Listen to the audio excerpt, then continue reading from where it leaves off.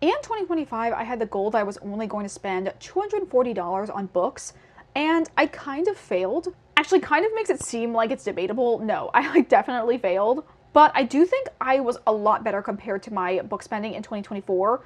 I think I maybe spent half, maybe even like less than half as what I did in the previous year. And I also do think that my spending in 2025 was kind of like a stepping stone for me to actually only spend $240 on books in 2026.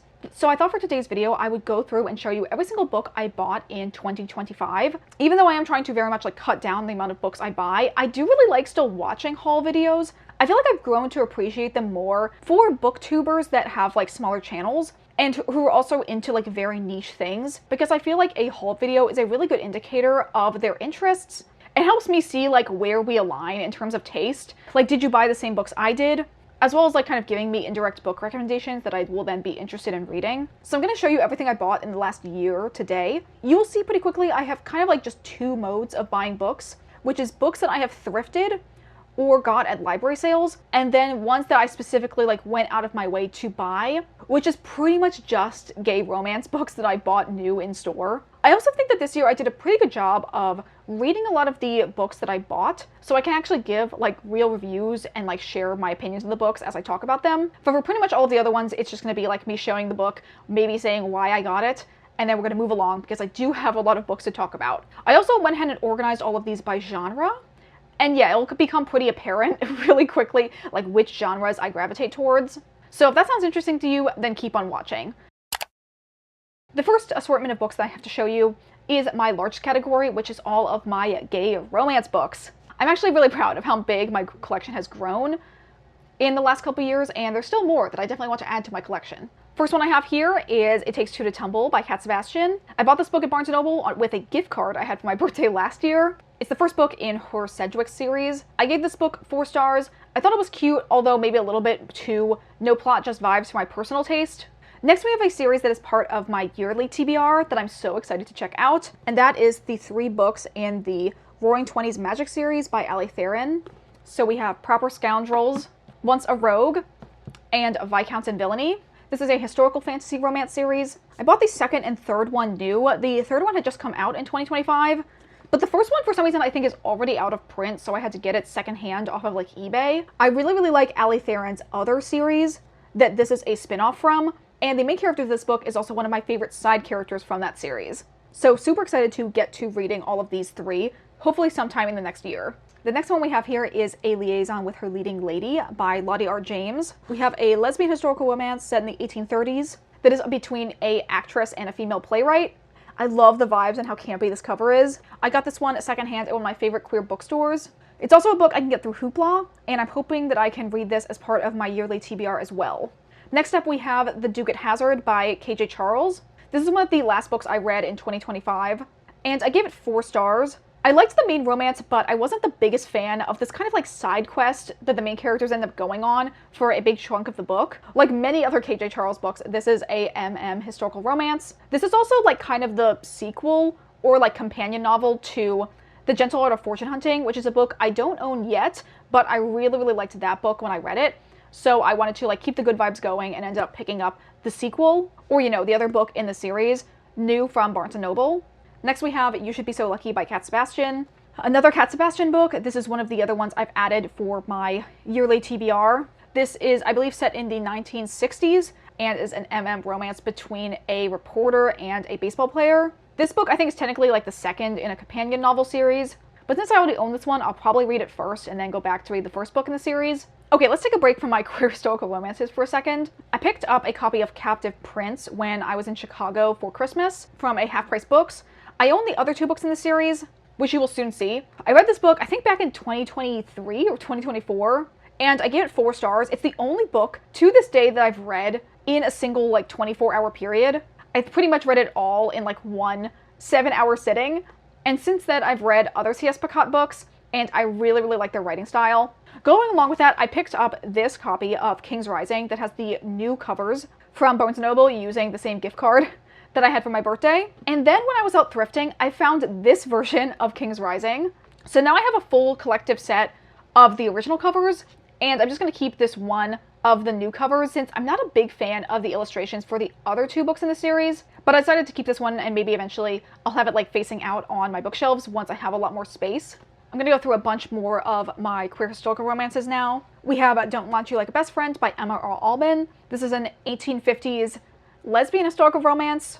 Best friends to lovers, kind of like a Parent Trap subplot line. So incredibly cute, I gave this 5 stars when I read it. Next we have To Sketch a Scandal by Jess Everly. This is the 4th book in her Lucky Lovers of London series, which is set in the 1880s.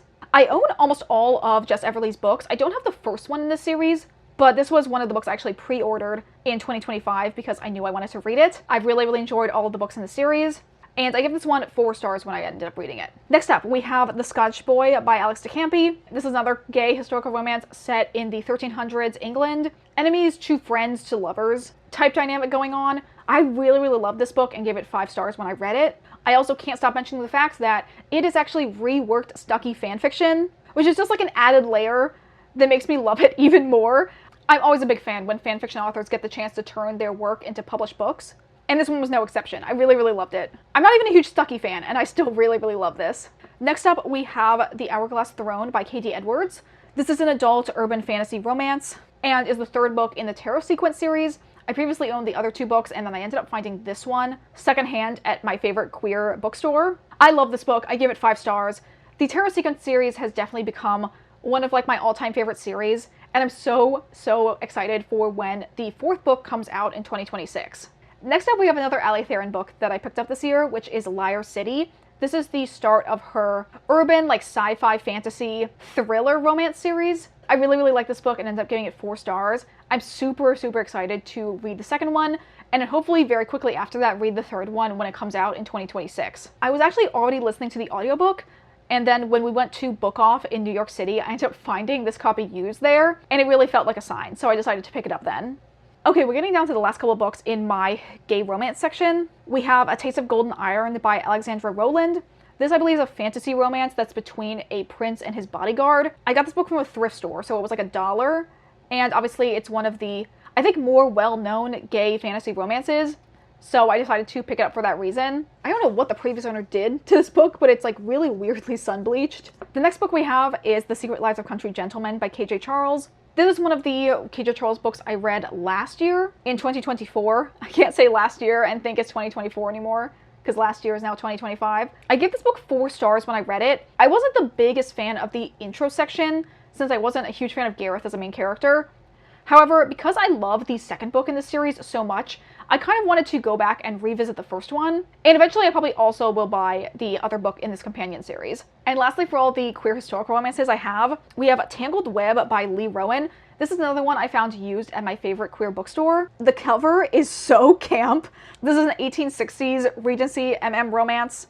I read the back, liked the vibes. I'm pretty sure this book is completely out of print now. I'm pretty sure it came out in like 2006 or something. And I also think when I looked it up on Goodreads, it has like 30 reviews or something else insanely low like that. I mean, you say gay historical romance and I'm pretty much always there. So hopefully I can kind of contribute to getting those reviews a little bit higher. Okay, the last of the like gay romances I have are the books in my Dawn May collection that I've collected this year. First up, we have Guardian by Priest. This, I believe, is a gay urban fantasy romance between a like police detective or like private eye type character who deals with like supernatural incidents, and then a college professor who kind of gets wrapped up in a recent case of his. I believe there's a live action adaptation that is quite well loved, but I'm super excited to check this one out. And then the other Dawn May series that I've been working through, if you saw the last reading vlog on my channel, I have been reading Heaven Official's Blessing. Before 2025, I did own the 1st volume, but since then I got volumes 2, 3, and 4. 2 and 3 I just like went into Barnes & Noble and picked up, and then 4 was actually a gift from my best friend for Christmas. So here's volume 2, volume 3, and volume 4. Okay, those are all of my queer romances. Definitely the largest category that we're going to go through today. Next up, let's take a look at all of my YA books that I bought this year. First up, we have All Out, the no longer secret stories of queer teens throughout the ages. This is a collection of short stories that I think are all YA queer historical romances. This is a book I've had on my radar for a while, since one of the authors of my favorite books of all time, Mackenzie Lee, has a short story in this. And I ended up finding a copy used at my same favorite queer bookstore, so I decided to go ahead and finally pick it up. Next up, we have Crier's War by Nina Valera. This is a lesbian sci-fi / fantasy romance. That is another book on my yearly TBR. Another book that's on my yearly TBR, we have Gods and Monsters by Shelby Mahurin. This is the third and final book in the Serpent and Dove trilogy. This is a YA fantasy romance between a witch and a witch hunter. Next up we have The Darkest Part of the Forest by Holly Black. This is a book I ended up thrifting for $2. I believe this book is a standalone that is part of the wider kind of interconnected universe that The Cruel Prince is also a part of. This was a book that was kind of just tangentially on my radar, but when I found it for $2, I know I couldn't pass it up. These next couple books I'm going to go through a little bit more quickly. I have a couple books I got from different library sales. We have the book Beautiful Creatures by Cami Garcia and Margaret Stohl, We Were Liars by E. Lockhart, and Incarnate by Cornelia Funk. I guess this is technically middle grade and not YA, but I'm throwing it in this category since it is the only middle grade book I have that I picked up in 2025. And the last two books in my YA category I have read. We have Sunrise on the Reaping by Suzanne Collins. This is Haymitch's prequel book in the Hunger Games series. I read this right after it released and gave it 4 stars. It's probably my least favorite of the Hunger Games books. However, it still is a masterpiece, and I love Suzanne Collins. I love the way her mind works. Saying it's the lowest of the Hunger Games books still puts it leagues above most other books. And I'm really, really excited to see the movie adaptation when it comes out this year. Lastly, for the YA category, we have one of my favorite books this year, which is Dark Air by C.S. Pacat. This is the second book in the Dark Rise trilogy. This is a YA historical fantasy. Both the books in the series are so good and so underrated. I'm waiting so badly for the third book to get even a title announcement, or ideally a release date, because I need to know what's going to happen in the last part of the series. Okay, now I'm going to move into a pretty small section, which is some of the nonfiction books I got this last year. The first two ones here are actually some of the last books I bought in 2025. We have Everything I Need I Get From You by Caitlin Tiffany. This is a nonfiction book about how fangirls created the internet as we know it. I'm super interested in fandom culture studies and books about the internet. I honestly had this, I think, on a TBR when I checked it out from the library early on in 2025. But now that I own a physical copy, I'm definitely a lot more motivated to go ahead and read this book. Next book we have here is Cute, Quaint, Hungry, and Romantic, The Aesthetics of Consumerism. First of all, I love the design of this book. I love how tiny it is, but I'm so interested in the idea of the aesthetics of consumerism. I also really like sociology topics that talk about consumerism and overconsumption. This book is a little bit older. I think it's published in the early 2000s, but I feel at least from the title, it still feels pretty relevant to the way that hyperconsumerism has functioned today. I'm really excited to check this one out. Next up we have The Wager by David Grann. This is a nonfiction book following The Wager, which was a British Navy vessel that ended up having a shipwreck, and then the kind of almost true crime case of the survivors of the shipwreck going back to England. I actually got this book from a Little Free Library, which is amazing because this book I think is relatively new. I think it came out in 2024. I really, really love this book. I give it 4 stars when I read it. It was super interesting. I really liked the way that David Grann wove in all of the primary sources and really set up the main characters that we were following in the story. I definitely am going to check out more David Grann books in the future.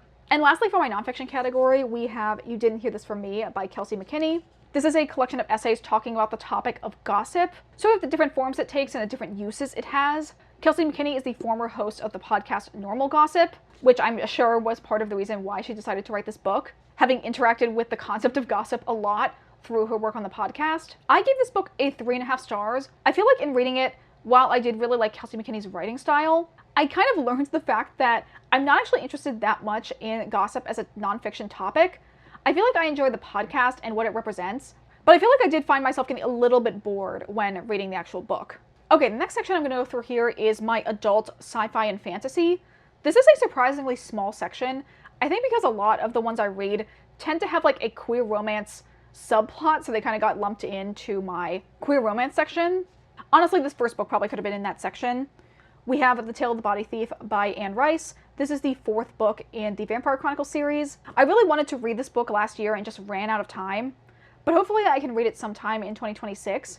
I ended up getting this mass market paperback, vintage version from probably the 1980s off of Pango, so it will match my copy of The Vampire Lestat. I have a couple more books I got from a library sale. So we have Nine Fox Gambit by Yoonha Lee, Do Androids Dream of Electric Sheep by Philip K. Dick. This book I actually read back in college for my freshman writing class. This is also the book that the movie Blade Runner is based off of. And The Left Hand of Darkness by Ursula K. Le Guin. Next we have Iron Flame. I did pick up the paperback when it released this year. since I'm probably collecting the paperbacks over the hardbacks. I actually love this book. It's my favorite out of the Fourth Wing series. I give this book 5 stars when I read it. Yes, it is very long. Yes, it maybe is unedited in some parts, but I actually like love it for how big it is and just like how many like side quests and like moments we have with all of the side characters. Maybe after the 4th book gets announced, I'll go back and do like a big reread of the entire series because I really do like this book a lot. And lastly, for my adult fantasy section, we have A Knight of the Seven Kingdoms by George R.R. Martin. This is the collection of the Dunk and Egg novellas, which is getting turned into a show from HBO, I think coming out relatively soon. I've honestly always been interested in reading the Dunk and Egg novellas, and when I found this copy at a thrift store for $1, I knew I had to have it.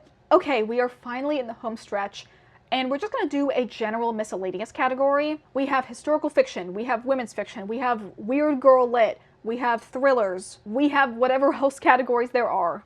First up, we have If We Were Villains by M.L. Rio. I read this book, I think back in 2022 or 2023. I gave it 4.5 stars. I really liked it. As another one of the like quintessential dark academia novels. This is the UK edition.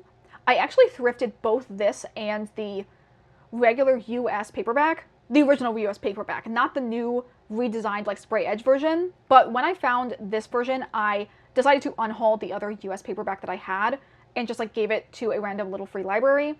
Because since I think the original US cover is pretty boring and I prefer this one. Another great little free library find, we have Deep End by Ali Hazelwood. This is, I believe, one of her new releases from 2024. It's probably honestly the Ali Hazelwood book I'm the least interested in, since it is a like sports romance over one of her like STEM focused romances. However, I'm still willing to give it a chance because I do really like Ali Hazelwood's writing style. Next up we have A Touch of Jen by Beth Morgan.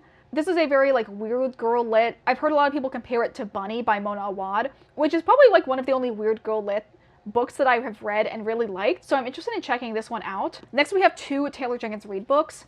The first one is Malibu Rising by Taylor Jenkins Reid, and the other one is Atmosphere by Taylor Jenkins Reid. This book I found in a little free library.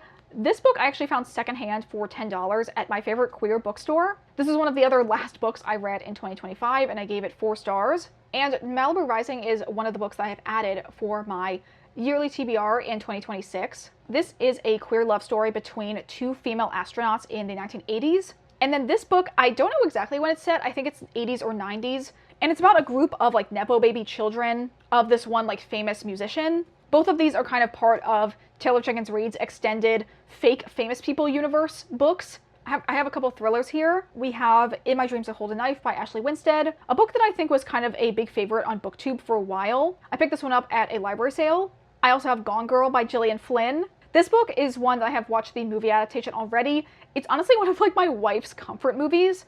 So when I saw this book at a library sale, I decided to pick it up for her. I'll rapid fire a couple other books I got from other library sales. We have House of Glass by Sarah Buchanan, Did You Hear About Kitty Carr by Crystal Smith Paul, and The Family by Naomi Kopinski. Picked these 3 up because they were all Book of the Month books. And I feel like when you're doing a fill-a-bag for $5, you might as well just like throw in anything at the end. Whenever I'm doing a fill-a-bag for $5, I'll pick up anything that seems like relatively interesting. And after the fact, I might unhaul it to a little free library if my interest wanes. And the last book I have for my book haul is Silence of the Girls by Pat Barker. This book I read, I think back in 2023 or 2024. I gave this book 4 stars. It's another Iliad retelling that focuses on Briseis' point of view. I have not actually read the other books that are in this, I think, trilogy, but I did really love this book when I read it. I feel like it's a really great companion if you've already read Song of Achilles to read an Iliad retelling from a different perspective. Okay, so those are all of the books I have for this haul. I believe counting up all of the books, we have 52 books that I bought in 2025, which is a lot of books, honestly. Again, going back to the intro when I was talking about my goal of only wanting to spend $240 in 2026, I do think it is very manageable. I did pick out a lot of books, as you saw, that were from either like library sales or got them like completely free from little free libraries. But I feel like with this volume of books, I really want to keep it down in 2026.